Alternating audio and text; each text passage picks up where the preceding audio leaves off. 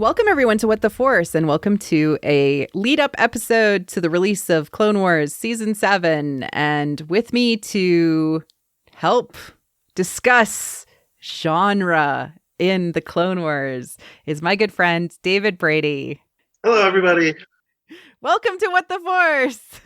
Thank you. I'm happy to be here. It's very exciting.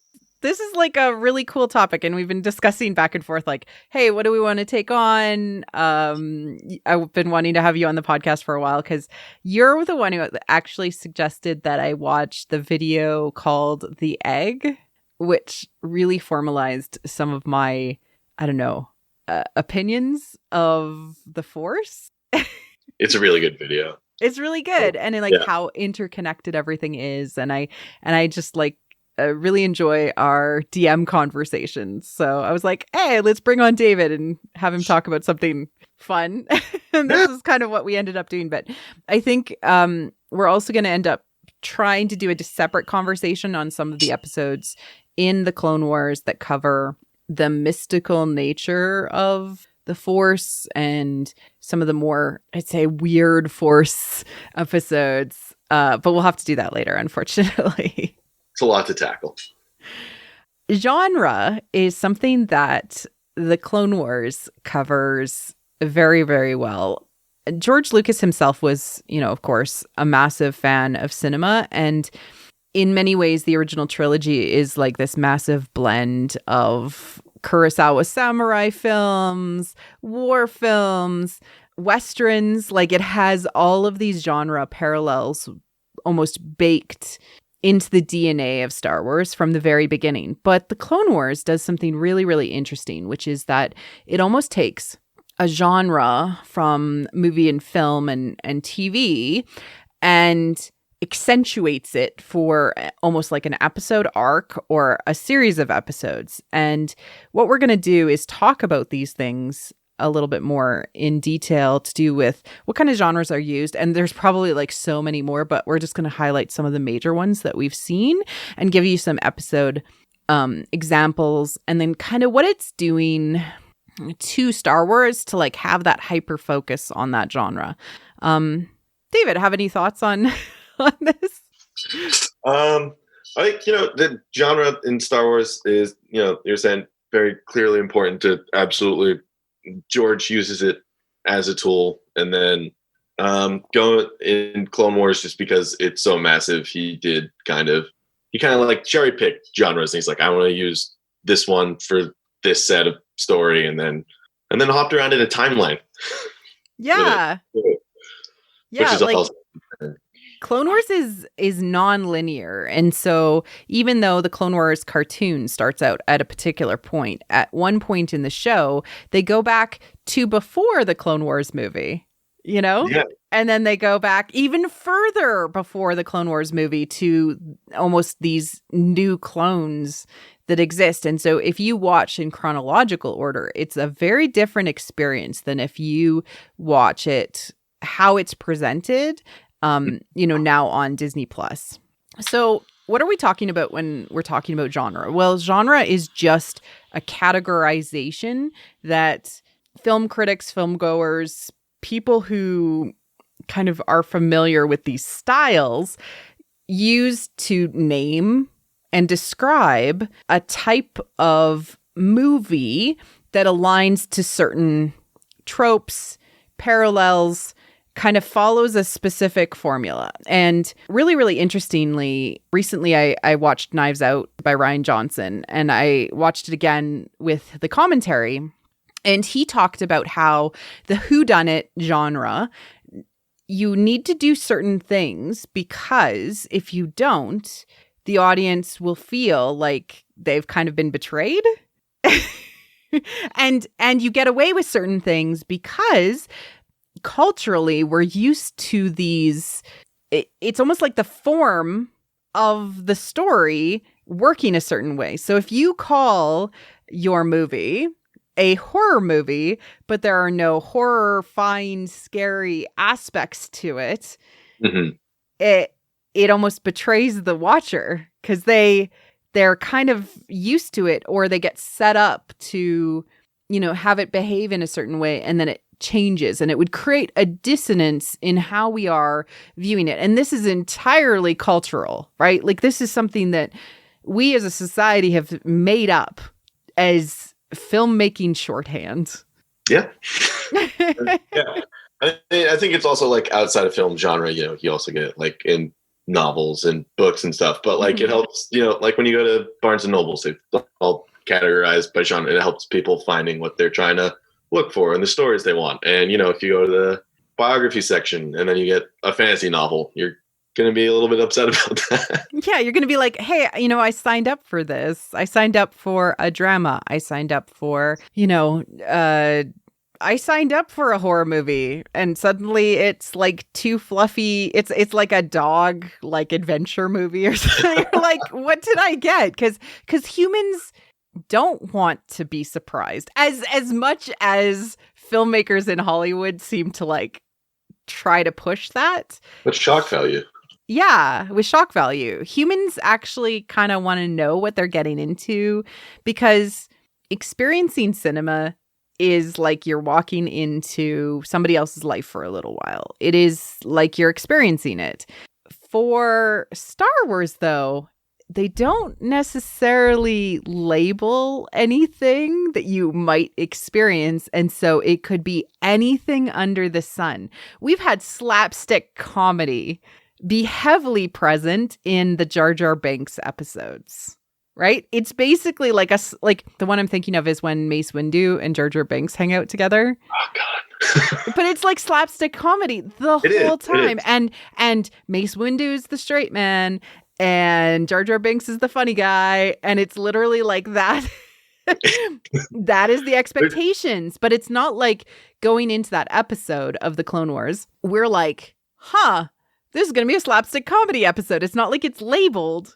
So it's really interesting to like recognize these things, even though if this was a movie or if this was a television show, we would know. And the only comparison I can come to is that did this as much is Buffy the Vampire Slayer.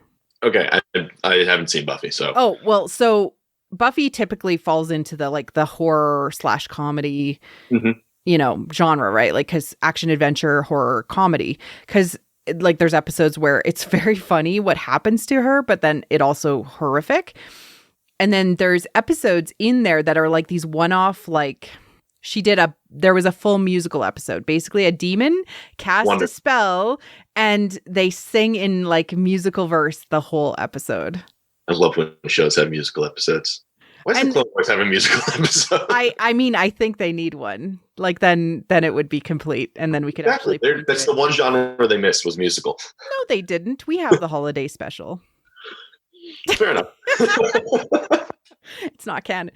It's not canon. But hey, Jon Favreau said he would do another one. Sure, and he did Jungle Book and Lion King, so he knows how to do a musical. It's true, yes. Okay, but genre are like these shorthands to like say something. Mm-hmm. So we jump into it. And with Star Wars, we kind of just accept to go along with the ride for the most part. And generically, it falls into the space opera, science fantasy category, which is such a big bucket. It was like, George never wanted to say it was science fiction, so he's like, it's science fantasy. It's like, okay, sure. I saw a thing he was talking about where people keep categorizing it as space opera, and he's like, it's more soap opera than anything. Yeah, exactly. It's supposed to be big family drama. Big family drama. It's all about you kind of like Days of Our Lives in space. Like, yeah, yeah, exactly. And the thing about the Clone Wars is that every episode will at least have 2 unique genres associated with it. And I remember pinging you back and forth about this.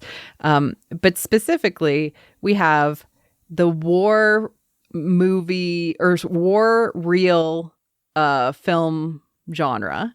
So that's the kind of thing that happens at the start of the episode to kind of set the episode up. And I actually just wanted to compare the intro of the Clone Wars to an intro of a newsreel, just a couple of seconds of each, if you're cool with that.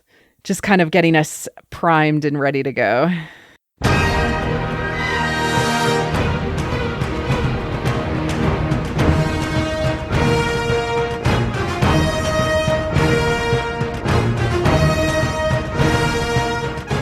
Brothers in arms are brothers for life. Clone troopers unite! As war rages across the galaxy, the Republic's clone army strives for victory against the evil forces of the Separatists. Bravery, valor, unity, the lifeblood of victory on the battlefield and in space. It all begins on the planet Kamino, where Jedi General Shaak Ti oversees the training of clones with the help of contracted bounty hunters. Bred to be perfect soldiers, these cadets must first be subjected to intense physical and mental training before heading off to war. And that's where it ends in. That is... God, I love Yularen. He's so great. His narration is fantastic. Yeah, that's Tom Kane, who does the voice of Yularen, but he also does like the narrator, quote unquote, voice for all of the intros. And so here's a newsreel that I've tracked down. It's the America Goes to War newsreel. So you're going to hear how it compares. Yanks fighting around the globe. America goes to war. Men of the Army, Navy, and Marines reinforce the battlefronts on 6 continents to save the homes and ideals of free men from Axis domination. In Ireland, United States fighting men who have safely crossed the submarine-infested Atlantic strengthen their ever-increasing ranks. Yanks on the march on Irish South. The worldwide conflict brings intrepid American airmen to China's heroic fighting front. That's where I'm going to stop it. So you get the impression like, it says, hey, what's important? What's going on? And then it orients you to where you're going to be looking at for that moment, all about, the war effort going on. And newsreels themselves were used in a way to keep the message to especially American citizens on the war effort, to give important information about what was happening at the time, but also as kind of manipulation to make sure that people were still supporting the war effort in the right way. And these specifically were started for World War II. And there was an entire commission called the Motion Picture Committee Cooperating for National Defense that was formed in 1940. And essentially it drove through to propagate and have propaganda to say, hey, the war is good, but also to give updates on the war so there wasn't misinformation. And that's kind of the frame by which each episode of the Clone Wars, which interestingly enough, that intro that we get in the newsreel format with Tom Kane's voice as the narrator almost feels like the saga crawl that we get at every movie. Like the dead speak. Luke Skywalker has gone missing. Like you could almost read it like in his voice.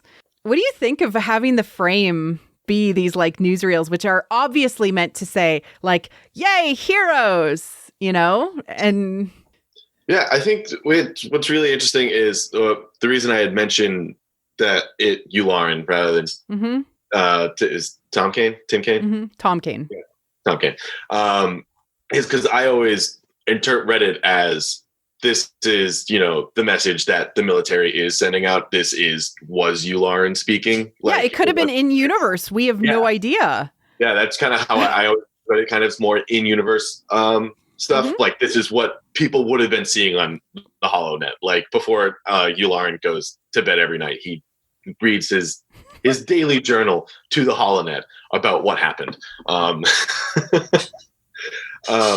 kind of giving this his idea of what he wants, the galaxy to know, how the war is going, what's going on, and kind of always in a more positive light of the Republic, is winning and the Separatists are the bad guys. Mm-hmm. And I think we were also talking about how then drastically afterwards we go into the episode and it's very rarely that simple or straightforward.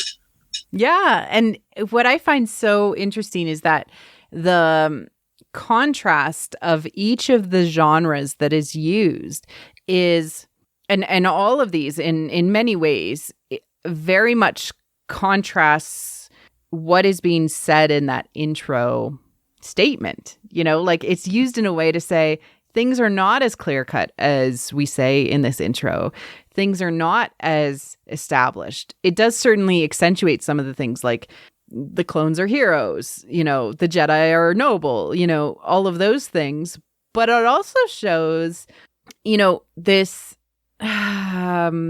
almost like questioning the establishment or, disillusionment with the established institutions. And we get that a lot with, especially when they start to use film noir from a genre perspective. But like film noir, the Vietnam War movie parallels, which we get a lot in like the Umbara arc, heist movies, horror, thriller, dystopian. Like we get all of these like questioning how could it all go wrong in the frame of this positive newsreel. It's like a weird picture that is being presented over the arc of a whole episode or over the series of arcs. I'm gonna have to just kind of look at them again, I think, over time. And I'm really interested to see what happens with season 7 and the newsreel genre. So there's some words for what happens.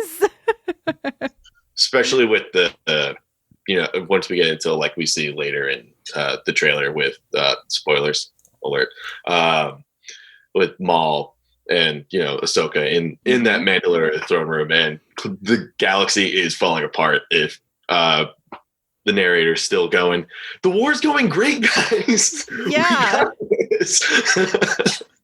And like, is this part of the establishment that Palpatine set up so that the transition was easy? I don't know. It creates a lot of interesting things to pay attention to as we go into the show.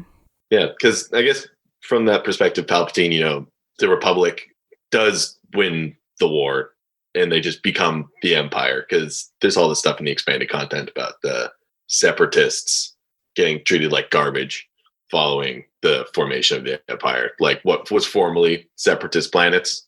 Mm-hmm. Yep. It's like, and like the justification of killing the Jedi, like, that was probably the HoloNet, and like the information that went out from there is just really interesting to think about as in-universe mechanics. It's, and just as much as we get source music or diegetic music in Star Wars, where it's actually in universe, it's like this is now something that we can maybe consider as in universe, and how the messaging from each of these experiences was shared out to the general population of the Republic. So let's dig into some cool genre stuff, and we can kind of talk about the different episodes that align to that. So the first one I have on my list is actually fairly early on in the seasons and in the series. It's the viral outbreak / thriller genre. Yes. And there's only a short little period of time where it happens, and it was the Blue Shadow arc, where we have this mystery of these things dying on Naboo, and we find out that there is this doctor who has a love for viruses. It's very cheesy in some ways. Like he's very very hard German accent that you'd expect from that kind of character. Yeah, exactly. Like he very much fits the bill of the mad scientist in a war movie who's like trying to create a weapon. So it also kind of falls into that war movie genre. Like we see a lot of that in like the Captain America movie, like with the Red Skull, mad scientist. Zolov. Zoloff, yeah, and like yeah, the a Zola. lot like that character. Yeah, exactly. A lot like that. And like same accent. Yeah. So it like hits all the tropes of like a viral outbreak weaponized like horrific thing. And essentially the blue shadow virus is it kills within a matter of hours. And the thing that he has managed to do was weaponize it to be like airborne, right? And he was planning on, adding it to bombs and being able to use it on Republic locations. This episode is really interesting because we have like also the romantic tension between Padme being involved, and anytime she shows up and Anakin is involved, like we have this sub arc that always happens where he's always trying to like he ends up having to question his like what is more important to him, the mission or Padme, and he always inevitably ends up choosing Padme.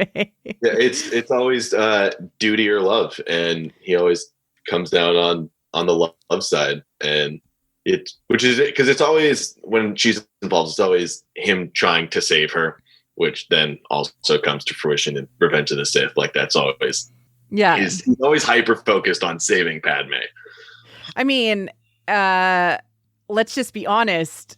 He doesn't stop once he's in the Vader helmet. No, he doesn't. He doesn't stop that. Like new canon with like Vader Immortal and with Darth Vader 2015 and Darth Vader 2017 and now the new Darth Vader is all about his obsession with Padme and her haunting him or something. Like I still need to read that, but like it doesn't stop. So this is this is part of who he is, and so when it comes up or she's trying to save him or she always tends to put duty first, so like that's kind of that's the tension in the relationship, always. And one thing that I loved about this is that this arc specifically focused on the experiences of individuals. So we get a lot of close up of the things that Padme is doing, the things that Ahsoka is doing, the things that the clones are doing. Like we literally see clones die of the blue shadow virus on screen, and like Padme is affected and Jar Jar is like worried and Anakin's freaking out and Obi-Wan's freaking out. Like it was very personal from a character perspective and from a personal horror perspective, I think. And it just kind of brought everything to 11. Everything very dark, because you start above in Naboo and everything's, Naboo, it's bright and sunshine, and then they get into those tunnels and it's dark. It's the tunnels all very closed in and claustrophobic. It's very, they really dug into like the horror aspect of it. It's like you're all closed in, you've got nowhere to go, and the places you do go, there it's only death awaits you. With the virus. Yeah. Another horror slash I'm going to consider it kind of like the viral outbreak one a little bit.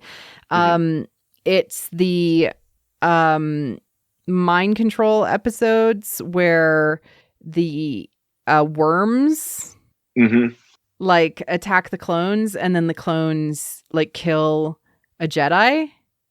Or sorry, there's a couple of them. There's the mind control chip, and then there's also the mind control worms, which are from Geonosis. Yeah, I think when they kill the Jedi, that's the start of Fives or whoever it is that arc of him discovering Order 66 and all that. But there's the Ahsoka and Barriss are trapped on the ship with the clones who have the Genos and hive mind worms in them, and then before that, there's the zombie. Aspects on Geonosis with the dead Geonosians that were still controlled by the Queen. So like we have kind of several instances of horror, which now I classify Tross as having a major horror element with Palpatine being dead puppet / scary. Yeah. Almost jump scares with that flashing. Yeah, exactly. There's jump scares. There's that that sound, the sound in the music in Tross, but we get all of those horror aspects and the jump scares and the crawling through the roof, the friend being controlled by the worms that then suddenly you have to like freeze them out. Like it follows all of those. It's really, really interesting. It's like, and to me, why you use that genre is to foreshadow potentially like people who you would normally trust turning against you, which actually does happen later on in the show with Barris's betrayal of Ahsoka. Yeah, I didn't even thought about that. But yeah, and then that whole arc's another thing. But the horror aspect and kind of like bringing everybody out in kind of like everyone's being the lot. All of these, the horror ones, always there's an element of the loss of control. Yeah, and like, it being centralized. The control of yourself is now lost and centralized elsewhere.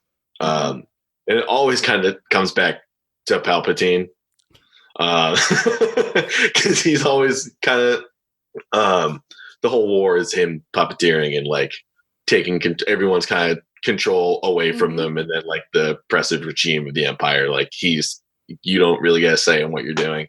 And then so I think that's kind of interesting. Like almost for me, the horror aspect is it's you don't have control over what you want to do and what your needs are. It's being taken away from you. It's more scary than the zombies.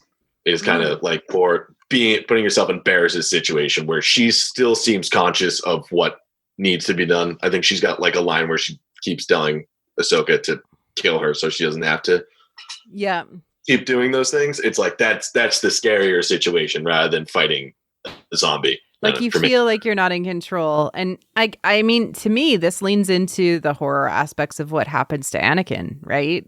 Yeah. Anakin still exists on the inside, but he is this, dark figure on the outside. And it just leans into that. Like, to me, what happens to Anakin in Revenge of the Sith is horrifying, Yeah. Oh, yeah. I had the realization the other day that Anakin's only 23 when he becomes Vader. Yeah. Yeah. And I'm like, I'm 23. I hate that. That's terrifying. It's like you kind of get it like the story. It's like, the story is like anyone can fall like that. And it's like, oh, you kind of realize you're also susceptible to that kind of moment. Cautionary tale, I guess. We get several prison breakout movie episodes, like when Zero the Hutt is escaping. We also get when Obi-Wan is pretending to be that bounty hunter, and he goes through that whole like pretend to be a bounty hunter, and he breaks out of prison with the other prisoner. Yeah, I think it's Cad Bane and Moralo Eval he's with. Yeah, Moralo Eval, yeah. So Obi-Wan pretends to be Reiko Hardeen, even going so far to change his face and his voice so that Anakin doesn't recognize him. And he breaks out of prison with Moralo Eval and Cad Bane. But both of these sort of follow that like adventure, like, on one way, like the clone troopers and the Jedi are trying to stop Zero the Hutt from escaping. Mm-hmm. And on the other side, we have, we're trying to break out. And it's all that like, overcoming the obstacles so that you can actually be free. I haven't really thought too much about what this genre does other than action adventure and kind of adding to the story from a, hey, this is interesting perspective. We get to tend to see different aspects of the universe. Not so much, I think, in Clone Wars, but I think usually the heist or the prison break scenario in films and stuff is usually, it's someone who's down on their luck and they're trying to take back from this system that supposedly has power from them. So they're trying to take like your money, jewels, gems. Ocean's 11 being Clooney's character.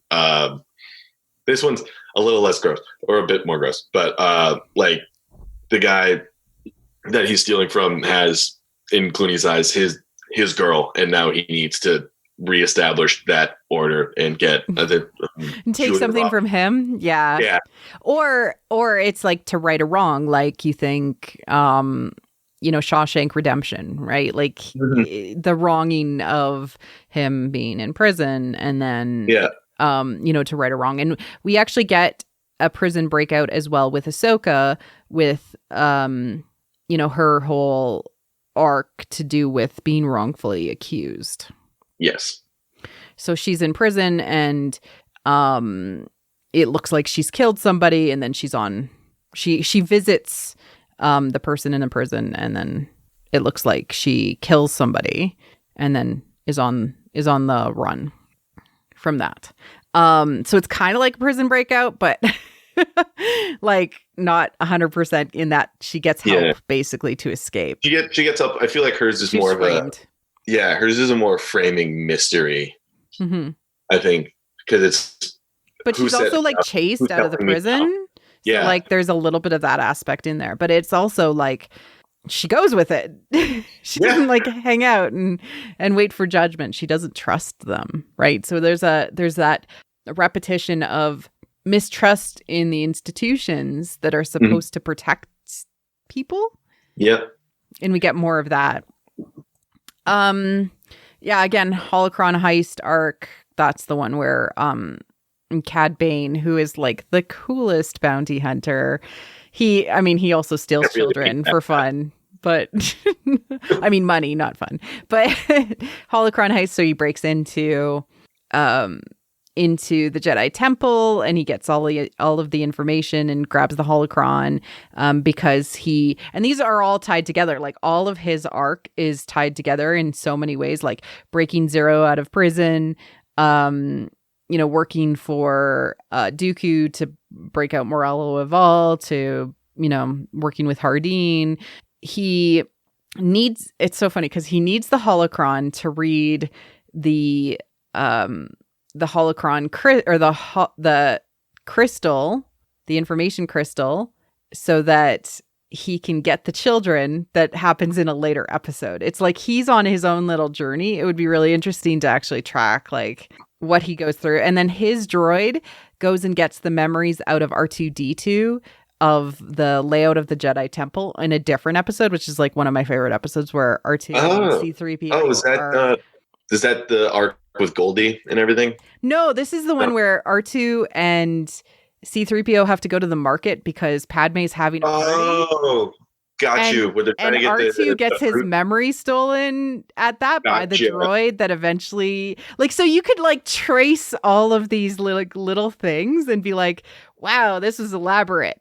Watching Cad Bane's arc, just cutting everything out and watching his arc chronologically would be really interesting. Yeah.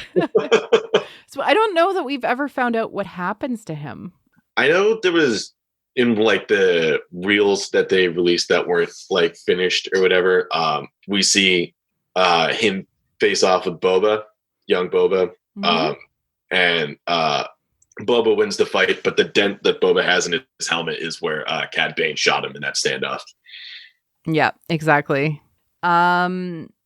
We get some very good typical war movie episodes when we get the clones and their training. It's like boot camp. They're clones on their first mission. Like any clone-centric episode, the Umbara arc in general is very like Vietnam feeling from a war movie perspective. We get like the disillusionment of the mechanisms of war that come out of those.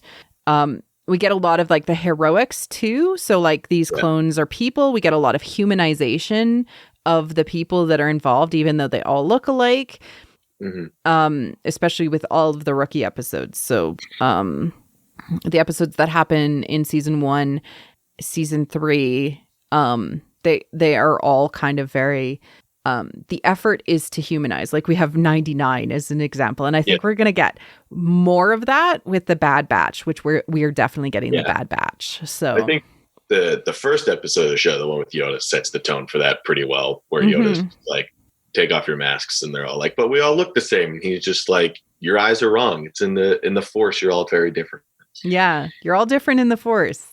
That was such an important message to me that we got in the Clone Wars, and I hope that thematic element continues, because I think that it's a really important thing to say, that even though, you know, all of these soldiers maybe all wear the same armor, one of the things that the Jedi brought the clones that maybe was unintended was a sense of individuality, you know? Unintended by Palpatine, I mean. Who's behind everything. Everything. Yeah. On a subgenre of war movie, we have Admiral Trench's arcs. The 2-episode Trench and Trench Returns. It's like Hunt for Red October. Yeah, that was really good. That's so I don't remember what season it is, but that's before the Clone Wars movie. That's them trying to get to Christophsis, right? Christophsis, yeah. But so they're in that like new experimental ship, and it has a cloaking device, and they're trying to sneak by, and then they face off against Trench again, and we get some awesome Yularen like content, because he's like, this is my enemy, and like he recognizes his enemy, and it's like a game of chess but in space. Yeah. I think Trench, showed up briefly in the new trailer. He's in like one shot. Oh my god, what? He survived again? But yeah, it's the hunter-hunted type thriller. It always has a war bend to it, like with Hunt for Red October, but you know, it had a lot of that submarine tactic stuff. Yeah, coming out of stealth, going back into stealth, dropping in and out of that. Yep, and then the hunter being the hunted, or the vice versa. Vice versa. Oh, I'm excited to see Trench again. We also have, what's also really good to talk about before we move on? I mean, back to the Moralo Eval and Rocco Hardin arcs. It parallels sort of the thriller aspects, but with sci-fi of Face Off, because he literally changes his face. Oh, yep. To match that other person, and then is mistaken. Like, it to me, it's science fiction, because like they use science to basically change. Yeah, he's got that weird thing that changes his face, and he swallows the voice modulator or whatever. Yeah, exactly. So like it's just really interesting that they did that. And then to me, like this is where we get the like sort of reverse Anakin. Like what would happen if Obi-Wan Kenobi died instead of Anakin? Almost alternate universe. Like, because Anakin is almost seeking revenge constantly against Rocco Hardin. Oh yeah, Anakin kind of like instantly, the second Obi-Wan got shot, went after the actual Rocco Hardin that they set up to kill Obi-Wan, and was just like instantly ready to rip heads from necks. Exactly. Like it's like this. Yeah, I think when they go visit him in his cell, he was like, I'd kill you if Obi-Wan didn't want you to suffer in prison forever. Good, Anakin. Anakin, no, as Obi-Wan often says. We also get the play of Kids Save the Day in the Younglings arc. Yeah, that arc also kind of reminds me of like the all the kids at boarding school kind of genre, like Harry Potter or something. Like everyone's kind of like locked out. I mean, they're not at the temple for any of the arc, but like they're like on a field trip. Yeah. And they've all got like their powers and stuff, and it's kind of like this. It's an ensemble cast, like most of those are.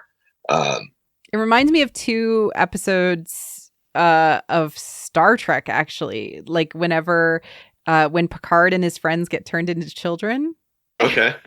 There's that episode, and then when Picard hangs out with the kids for Captain Picard Day. Those 2 episodes. It just has like, just because it's like science fiction, like in space and stuff like that, it just kind of, they feel like that. But from the time that they get their lightsabers, their crystals, and they're turning them into lightsabers, from that point on all the way through when they're on Florum and dealing with Hondo and his pirates, they are in the, oh kids, you should stay put. And then they decide to not stay put and save the day. Yeah. I think there's always like that in that arc, you get like the kid, like the adults being like, we're going to adult and handle this. And then they never do. Like they can't, because they like go off to war or are attacked. So like literally that's part of the plot. Yeah. I think Obi-Wan is just like, well, the kids got to figure out on their own now. Our ship got blown up. Yeah, exactly. And it's like, as much as I hate to bring it up, because I hate that whole story, but like in Cursed Child, with the Harry Potter screenplay thing, like all the adults are like, we're going to handle it by addressing our own problems. And then Albus and Malfoy's kid, they go off and they actually go and like figure it out, the situation. I think you can say it for most of the Harry Potter, like the adults are like, we'll figure out the Chamber of Secrets, and then they don't. Then they don't. Yeah, I mean, it's very much that feeling. And even Ahsoka, who's like, stay put, I can handle this, because she's trying to be the adults in the situation. She's like, stay here, stay safe. She gets like sucked into space. Like,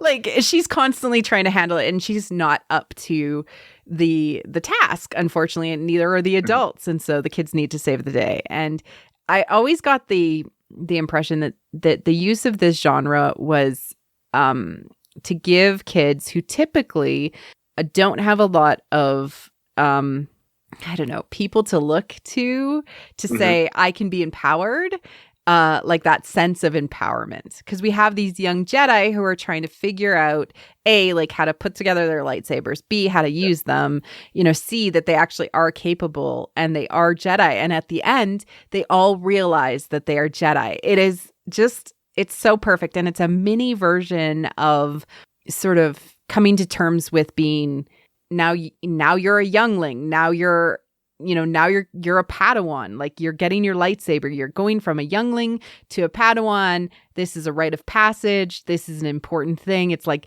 yay, they all had their bat mitzvahs, bar mitzvahs, their quinceañeras. You can have your driver's license. You can drive now. You're 18. Exactly. You got your lightsaber. Do you understand what that means? It was a rite of passage set of episodes, and I love them all. I worry about them all. I'm like, where's Katuni? Yes, wasn't he supposed to, didn't he want to do like a spin-off show about them? I have no idea, but Leland, she tweeted at me a while ago because I was worried about the younglings, and he said that he made a joke. It was like back, like, I don't know, last April or something. I'm like, they're all hanging out in Hondo's basement. He's like, oh, I did. Yeah, and Katuni's there too. And then you find out that Hondo actually in Galaxy's Edge has a ship called the Katuni. I did see that thread. What are you doing to me, Lucas? Breaking hearts. Just breaking our hearts. Just breaking our hearts. Yeah, I always get concerned when they like bring up like new Jedi close to Order 66 or during the age of like, the Empire and stuff. Like when they like Fallen Order, spoilers, when Cal survives, I'm like, what happens to him? Is he okay? God, is he okay? He's a baby. Don't let him be hurt. I think he's fine. In my mind, it's not something I've talked about like on the podcast, but I'm going to just do a little bit of an aside because I came to realize that we can literally see the birth and the death of all of our favorite characters in Star Wars. And it kind of gave me this like weird existential crisis. Like, the best we can hope for is a good story for their life and a death that brought meaning to their story. Yeah. Because like we see Ben Solo be born. Yeah. We can see his whole life basically happen over the course of the materials that we're now getting. And we see his death. Like, yep. Damn. I can also say we can say the same for with the addition of Solo. Now we can say it for We can say it Han. with Leia. We can say it with Han. Like we can say it with Luke now. We see the whole course of their lives. Yeah, we see Anakin. We don't see Yoda's birth, so I guess we gotta go do that. But we see Baby Yoda now. We do see Baby Yoda. So I saw some theory. This is off track, but about Yoda being kind of like Aang from Avatar, and he's just kind of like this is the next incarnation of Yoda. He's like the Buddha or something like that, or exactly. Yeah, and he's reincarnated. The Dalai Lama. I'm cool with that. That sounds really cool. And to me, like, I mean, Baby Yoda represents the myth in Star Wars. Like the Baby Yoda and Yoda is the mystical of Star Wars, and it was always like George's concept of the unknown to do with the mystical nature of the Force and things. So we have a baby version of what is growing forward now, a baby myth. I kind of like that. And seeing him in George Lucas's arms was amazing too. That was so heartwarming. That was such a beautiful photo. We get a lot of dystopian genre. So we have Hunger Games type dystopia with Padawan Lost arc. So Ahsoka is captured and then sent to be hunted. We have Ahsoka dropped off on that planet, and then she's hunted by the Trandoshans as well as the other Padawans that are on that planet. And part of that is sort of the acceptance of what plays out in that episode is acceptance of power and not giving in to learned helplessness in a way. Yeah. And it's a really important thing that is expressed over the course of that dystopian genre, because people in the episode themselves like lean into the truth that is being told to them, and Ahsoka reminds them of what the truth is, regardless of whether they get out of that alive or not. Yeah. And it's it's really to give, in many ways, a foreshadowing of what would happen with Order 66, because all of these Padawans will end up being hunted. And it was to give a lens to, if we accept the logical path, this is what will happen. And we see many Padawans would just accept that they should die. And Ahsoka's like, no, we should fight. Yeah. I think we also see the learned helplessness again with the slaves. I forget what their species is. Right. Yeah. When they've got locked up with all the Togrutas in that cell. And like she's doing her monologue about what she's trying to teach everyone, and her torture for Obi-Wan is if he tries to help people, that's going to make everything worse. So he needs to accept he can't do anything to help people. Like that his torture is the learned helplessness, which is sad. Yeah, and that is many times what comes out of the dystopian genre is, if you go along with the system, you're almost saying that you accept these problematic social practices and political practices. And if you don't, you're going to suffer to try and change it. It's really interesting because both of these things end up happening more under the Empire. Padawans end up being hunted and killed. Yeah. And there's way more slaves of the Empire. Like slavery in the Empire increases. And so it's like these are almost like microcosm mirrors to the future of things that were about to happen for the galaxy. Yeah, it's the way Clone Wars works is kind of like a way to foreshadow all of the horror of the Empire is really a thing. Yep. And then the last one I kind of wanted to talk about because we touched on it right at the beginning, but it's Anakin and Padme have marriage problems. And specifically it comes to a height with Clovis, right? And with Padme being put in these positions specifically by the Jedi Council's misunderstanding of relationships. Shocking how they do that. And wanting to use her to basically spy and manipulate Clovis. Mm-hmm.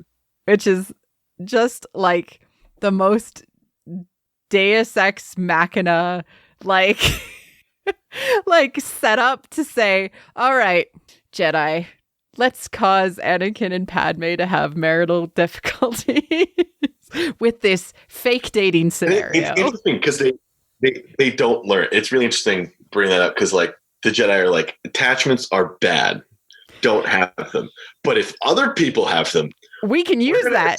Those. We're gonna Padme and Clovis. Later on, we get it's kind of like Anakin and Palpatine. They're like, Anakin, you're close to him. Please spy on him. Yeah. And like it, and then I don't know. The prequel Jedi weren't great. They're just kind of like, I don't know. Well, there's a lot of hypocrisy in how they behave, right? And I think that that's part of what ends up kind of coming out of this. But it's basically the plot of like any sort of drama is like, go pretend to be in love with him. Like it's very soap opera-y, and it accentuates the soap opera nature whenever they involve themselves in Anakin and Padme's relationships. And like what's going on with them, because like she's mad at him, like Anakin beats the crap out of Clovis, which is oddly satisfying. I have no, like, judge me all you want, I like it when Anakin beats the crap out of Clovis. That whole fight, I was like, oh, you're messing up, but you gotta. It was because Clovis just baiting him. I think Clovis gets the upper hand on that because he does. At well, the I end mean, of the fight, Padme kicks him out. Comes in, they're like, "What happened?" And then he was like, "Anakin saved me," and it was like, "Oh, okay." Like how easily Clovis is willing to let bygones be bygones. Yeah, and like be the better man. Yeah. I mean, it's very like, accentuated soap opera. I still want to kill you. Yeah. And we have a little bit of the soap opera moments kind of throughout in the movie. Like, one of my favorite scenes in that arc is when Obi-Wan goes and talks with Anakin, and he's like in his room at the Jedi Temple, and it's like filled with like racing posters and models and like things he's half fixing. And it's like, he obviously doesn't live there. It's just like a workspace for him. Yeah. And he's like talking to him about how he can't, be in love with Padme, and he can't care about these things. Like, that's one of my favorite scenes of the whole series, because it's like, he knows, everyone know, like they know, but they can't say anything. It's really, I love that scene for so many reasons. It's like Obi-Wan and Anakin standing on like opposite sides of a bridge and like waving at each other. Like Obi-Wan's like, I have Satine, like I get it, but they're not like meeting in the middle. They're just like standing on opposite ends, just kind of gently waving at each other and going back over to their sides. It's like, you guys, you almost had it. You almost had the conversation that probably really needed to happen, and then to discuss like how can we treat you as a human rather than somebody who feels isolated, and if he brings this up, he would be, have everything taken away from him. Yeah. We can't put people into situations by which they feel desperation to hang on to the things that are most important to them. That's, I think, what's being said with the soap opera aspects.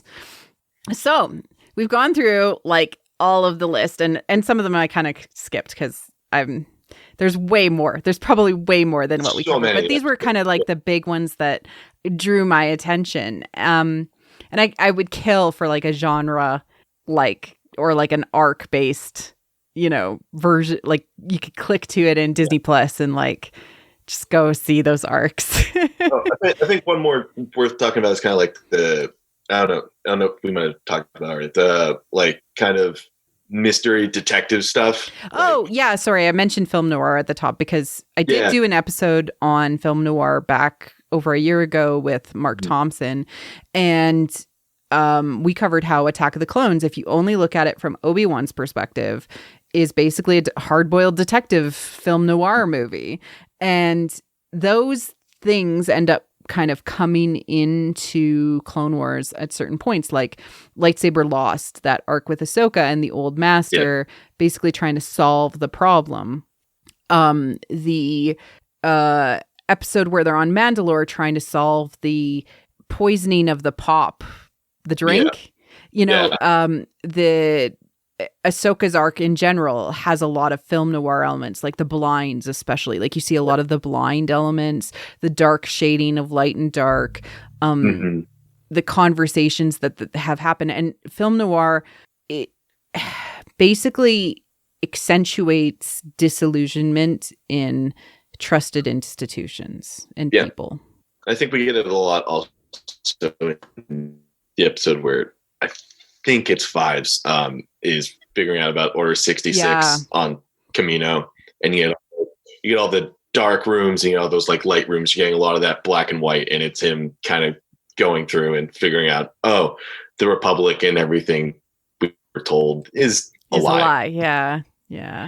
And so going back, recapping, we have this positive messaging, branding, very, very, hey, the war is good. Yay. Newsreel, right? At the top of things that establishes where they're going, what they're going to be doing, but really views things in a positive light. And we get this every single time. And then inside, we have all of these genres.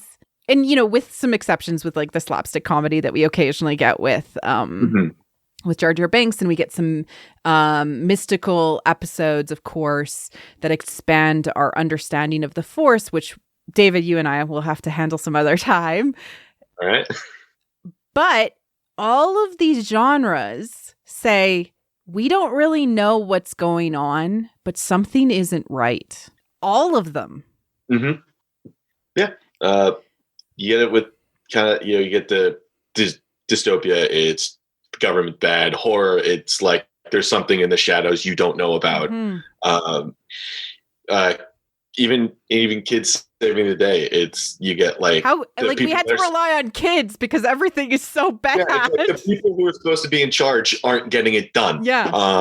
It's all of them are kind of just about the way things are set up isn't working, and which like you were saying contrasts almost perfectly with the everything's fine, it's it's good, keep supporting what we're doing, and the truth underneath is what's important, and that like we should learn from those messages as far as what is being told to us in the frame versus what is happening in reality.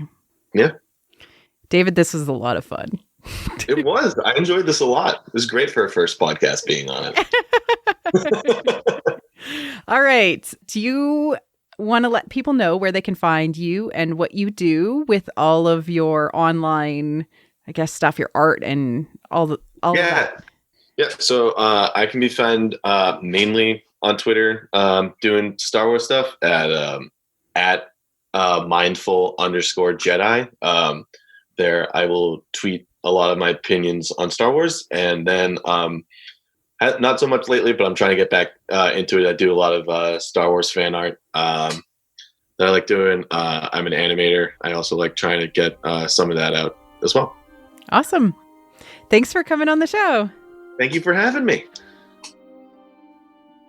Thank you for listening to What the Force. I'm Marie-Claire Gould, your host. Our music is orchestral music composed by Christy Carew for What the Force. We have a Patreon at patreon.com/whattheforce. We'd like to thank all our patrons, especially those who love and are obsessed with What the Force. Melody, Night Huntress, In Wild Space, Susan, Jessica, Brad, Black-Eyed Lily, Anna Perez, Jawa Dog, Macau Mom, Neil, and James. Make sure you like and subscribe on your podcast app of choice or on YouTube. Leaving a 5-star review on iTunes helps other people find the show. You can connect with us on Twitter at What the Force Show, What the Force Podcast on Facebook, or on our website, whattheforce.ca. We also have a new Discord. Links are available in the liner notes. Feel free to reach out and start a conversation. Cheers.